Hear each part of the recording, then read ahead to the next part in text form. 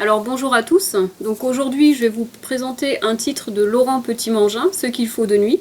C'est édité en fait à la Manufacture de Livres, et donc c'est un premier roman de la rentrée littéraire 2020.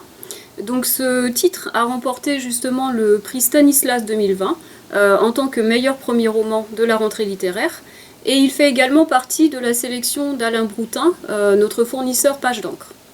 Donc franchement, c'est un titre, enfin c'est un livre qui se lit très bien.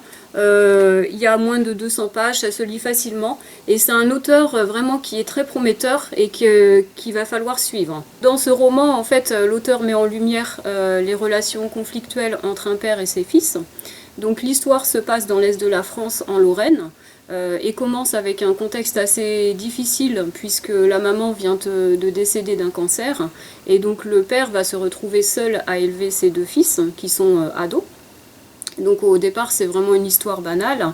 Le père donc c'est un cheminot et c'est en fait un des piliers de la section locale du Parti Socialiste. Et en fait donc il passait samedi à jouer au football avec ses fils. Mais les relations justement entre le père et le fils aîné vont se disloquer au fur et à mesure parce que ce fils va en fait faire des choix assez en contradiction avec ceux de son père et jusqu'à mener à un drame.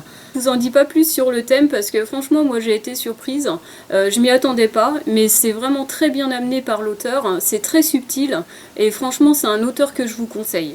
Voilà, donc bonne lecture à vous.